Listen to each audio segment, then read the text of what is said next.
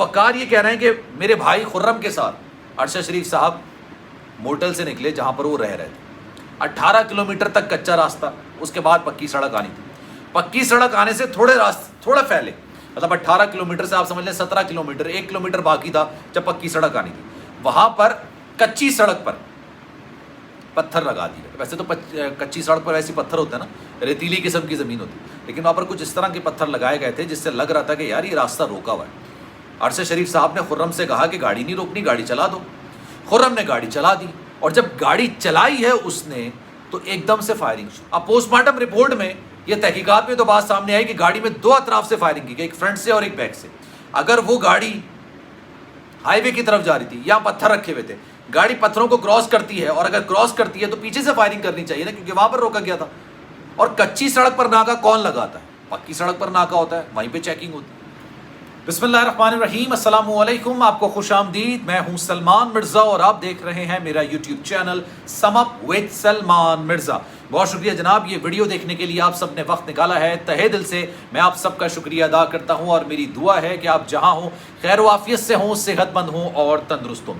جناب 30 اکتوبر ہے آج جب میں یہ ویڈیو بنا رہا ہوں. مجھے نہیں پتا کہ ویڈیو آپ کس دن دیکھ رہے ہیں, لیکن آج 30 اکتوبر ہے جب میں یہ ویڈیو بنا رہا ہوں. آج سے تقریباً 7-8 دن پہلے, تقریباً 7 دن پہلے کینیا میں نیروبی سے کچھ فاصلے پر ایک ایسا اندھوناک واقعہ پیش آیا جس نے پاکستان کے صف اول میں شمار ہونے والے اینکر کو ہم سب سے چھین لیا. جس نامساعد حالات میں وہ پاکستان سے گئے اور جن نامساعد حالات میں افسوسناک واقعے میں وہ شہید کر دیے گئے, جناب کئی سوالات ایسے ہیں جو کہ اس واقعے کے بعد سے کھڑے ہو رہے ہیں, جن کے جواب جاننا بہت ضروری ہے.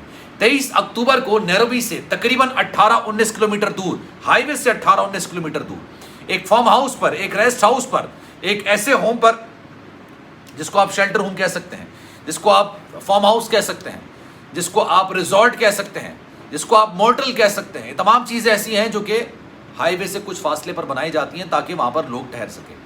لیکن نیروبی کے ہائی وے سے 18 کلومیٹر کچے کے راستے پر اتر کر ایک ایسا گھر تھا جہاں پر ارشد شریف صاحب پچھلے 2 مہینے سے رہ رہے تھے. 23 اکتوبر کو ان کے ساتھ ایک ایسا واقعہ پیش آیا جو کہ ابھی تک پوری طریقے سے منظر عام پر نہیں آیا. لیکن یہ کم سے کم وہ واقعہ نہیں ہے جو کہ نیروبی کی پولیس اپنے آفیشیل اسٹیٹمنٹ میں کہہ رہی ہے. یہ کم سے کم وہ واقعہ نہیں ہے جو کہ نیروبی کی حکومت یا کینیا کی حکومت اپنے آفیشیل اسٹیٹمنٹ میں کہہ رہی ہے. اب جناب ارشد شریف صاحب کے ساتھ جو ارشد شریف صاحب کی گاڑی چلا رہا تھا خرم, اور جہاں پر وہ رہ رہے تھے وقار, یہ دونوں بھائی, ان دونوں کا ایک آفیشیل اسٹیٹمنٹ نکل کر سامنے آیا, اور اس سے مزید کئی سوالات کھڑے ہو گئے. یہ معاملہ جتنا سلجھنا چاہیے اتنی تیزی سے الجھتا چلا جا رہا ہے. ارشد شریف صاحب کے جسم پر وہ گولی جس کی وجہ سے ارشد شریف صاحب کی موت واقع ہو اور اس کے بعد ان کا پوسٹ مارٹم ہوا, وہ گولی نہیں نکالی گئی. اب میں آپ کے سامنے کچھ حقائق ایسے رکھنے جا رہا ہوں جو آپ کے ہوش اڑا کے رکھ دیں گے. یہ واقعہ اتنا سمپل نہیں ہے, یہ واقعہ اتنا سیدھا نہیں ہے, یہ واقعہ اتنا معصوم نہیں ہے جتنا بتایا جا رہا ہے کہ بھائی یہ گاڑی کو تعاقب کیا جا رہا تھا جس میں یہ خدشہ تھا کہ ایک بچہ موجود ہے اس لیے فائرنگ کر دی گئی. نہیں, وقار اور خرم کون تھے اور ارشد شریف کا ان سے کیا تعلق تھا؟ پہلا سوال. وقار یہ بات بول رہے ہیں کہ ارشد شریف صاحب سے ملاقات سے پہلے جب ان کے یہاں رہ رہے تھے 2 مہینے سے, اس سے پہلے وہ صرف ایک دفعہ ملے تھے کھانے کی ٹیبل پر, اور کسی نے ان سے کہا تھا کہ آپ ان کو اپنے گھر پہ ٹھہرا لیجیے. وہ کون شخص تھا جس نے ان سے کہا کہ آپ ان کو اپنے گھر پہ ٹھہرا لیجیے؟ تمام چیزوں پر آج بات کریں گے, ڈیٹیل میں بات کریں گے. وقار کا اور خرم کا ایک بیان نکل کر سامنے آتا ہے. خرم وہ شخص ہے جو کہ ارشد شریف صاحب کی گاڑی چلا رہا تھا. جس گھر سے وہ نکلتے ہیں, کھانا کھا کے نکلتے ہیں, 18 کلومیٹر تک کچا راستہ ہے, ایک ایسا راستہ جہاں پر روڈ پکی نہیں بنی ہوئی, جہاں پر صرف اور صرف جنگلی قسم کی جھاڑیاں موجود ہیں, جہاں پر دور دور تک انسان کا نام و نشان نہیں ہوتا, کوئی پتہ نہیں ہوتا ہے, جہاں پر انسان تو درکنار, وہاں پر جانور موجود نہیں ہوتا. اور 18 کلومیٹر بہت ہوتا ہے, کم راستہ نہیں ہوتا. 18 کلومیٹر کچے پر راستے کے چلنے کے بعد ہائی وے آتا ہے جہاں پر آمد و رفت ہوتی رہتی ہے. اب آپ سوچئے جو یہ ہرٹ بنایا گیا تھا, جو یہ شیلٹر بنایا گیا تھا, یا یہ فارم ہاؤس بنایا گیا تھا, یہ کتنے فاصلے پر تھا. ان دونوں بھائیوں کے بارے میں آپ کو بتا دوں کہ ان دونوں بھائیوں کا جو کاروبار ہے وہ ہرٹس کا کاروبار, تھوڑا سا بلڈر کا کاروبار ہے. اب بظاہر تو یہی کاروبار بتایا جاتا ہے کہ یہ موٹلز چلاتے ہیں, یہ ریسٹ ہاؤسز چلاتے ہیں, وہ اس کو بلڈ کرتے ہیں, لیکن ساتھ ساتھ ان کا مین جو کام ہے وہ شیلٹر ہوم کے کچھ فاصلے پر جناب ایک شوٹنگ رینج ہے. یہ شوٹنگ رینج ان کے، یہ ہتھیاروں کا کاروبار بھی کرتے ہیں۔ اب ارشد شریف صاحب کو ایسا کیا ہوا کہ ارشد شریف صاحب ایک ایسے گھر سے نکل کر آئے جہاں پر 2 شہید موجود ہیں اور وہ ایک ایسے گھر میں جا کے رہ رہے تھے جن سے وہ واقفیت ہی نہیں رکھتے۔ اب وقار یہ کہہ رہے ہیں کہ میرے بھائی خرم کے ساتھ ارشد شریف صاحب موٹل سے نکلے جہاں پر وہ رہ رہے تھے۔ 18 کلومیٹر تک کچا راستہ، اس کے بعد پکی سڑک آنی تھی۔ پکی سڑک آنے سے تھوڑا پہلے، مطلب 18 کلومیٹر سے آپ سمجھ لیں 17 کلومیٹر، 1 کلومیٹر باقی تھا جب پکی سڑک آنی تھی، وہاں پر کچی سڑک پر پتھر لگا دیے۔ ویسے تو کچی سڑک پر ایسی پتھر ہوتا ہے نا، ریتیلی قسم کی زمین ہوتی ہے، لیکن وہاں پر کچھ اس طرح کے پتھر لگائے گئے تھے جس سے لگ رہا تھا کہ یار یہ راستہ روکا ہوا ہے۔ ارشد شریف صاحب نے خرم سے کہا کہ گاڑی نہیں روکنی، گاڑی چلا دو۔ خرم نے گاڑی چلا دی، اور جب گاڑی چلائی ہے اس نے تو ایک دم سے فائرنگ شروع ہوئی۔ جیسی پتھروں کو کراس کیا ویسی فائرنگ شروع ہوئی، اور یہ کب سے فائرنگ کی؟ اب پوسٹ مارٹم رپورٹ میں یہ تحقیقات میں تو بات سامنے آئی کہ گاڑی میں 2 اطراف سے فائرنگ کی گئی، ایک فرنٹ سے اور ایک بیک سے۔ اگر وہ گاڑی ہائی وے کی طرف جا رہی تھی، یہاں پتھر رکھے ہوئے تھے، گاڑی پتھروں کو کراس کرتی ہے، اور اگر کراس کرتی ہے تو پیچھے سے فائرنگ کرنی چاہیے نا، کیونکہ وہاں پر روکا گیا تھا۔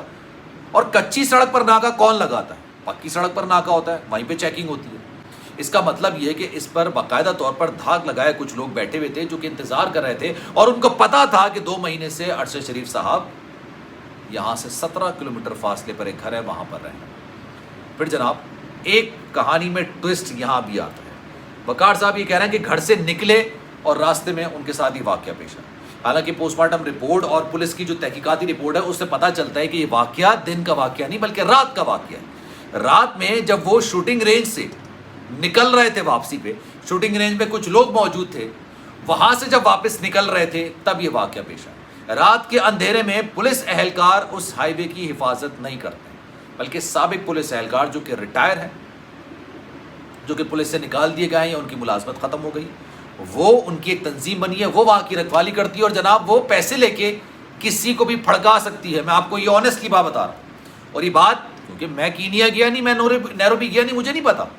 یہ بات وہاں کے جو صحافی ہیں نا وہ سوال کھڑے کر، وہ کینیا کی پولیس سے کہہ رہے ہیں کہ آپ ہم لوگوں کو تو مارتے ہی تھے، مطلب کینیا کے لوگوں کو تو مارتے ہی تھے، آج آپ نے بیرون ملک ایک صحافی کو، ایک ایسے صحافی کو جس کو پوری دنیا میں انویسٹیگیٹنگ جرنلسٹ کے طور پر جانا جاتا ہے، اس کو مار دیا۔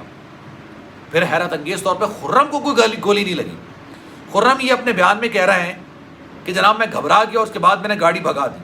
اب آپ ایک چیز سوچئے، شیلٹر ہوم سے گاڑی نکلی ہے یا فارم ہاؤس سے گاڑی نکلی ہے اور روڈ کی طرف جا رہی ہے، بیچ میں ناکا لگایا جاتا ہے، اور ناکا لگانے کے بعد دکھتے نہیں ہے گاڑی تو اس پہ فائرنگ کر دیتے ہیں، ٹھیک ہے یہاں تک سمجھ آ جاتا ہے۔ اب وہ گاڑی بھگا کے لے کے کہاں گیا؟ خرم گاڑی بھگا کے واپس کیسے لے کر آیا اپنے گھر؟ یہ ایک سوال ہے۔ 2 رکنی کمیٹی ہے جو کہ وہاں پر گئی ہے اور ابھی تفتیش ہو رہی ہے۔ جتنے بھی سیل فونز ارشد شریف صاحب یوز کرتے تھے، آئی پیڈ یوز کرتے تھے، خرم اور وقار کے مطابق وہ تمام چیزیں حوالے کر دی گئی ہیں پولیس کو، لیکن پولیس نے وہ تمام چیزیں پاکستان میں کسی کے حوالے کی۔ یہ ایک اہم سوال ہے، یہ ایک بڑا سوال ہے جناب۔ اس میں اتنے سوالات ہیں کہ ہر سوال کا جواب جاننے کی کوشش کریں تو اس میں سے 10 سوال نکلتے ہیں، اس میں سے 10 سوال نکلتے ہیں۔ آپ کی کیا رائے؟ میں چاہوں گا کہ کامنٹ سیکشن میں اپنی رائے کا اظہار آپ ضرور کیجیے۔ سلمان مرزا کو دیجیے اجازت، زندگی رہی، صحت رہی اور آپ کی دعائیں رہیں تو انشاءاللہ اگلی ویڈیو میں آپ سے پھر ملاقات ہوگی۔ خیال رکھیے گا اپنا، اللہ حافظ۔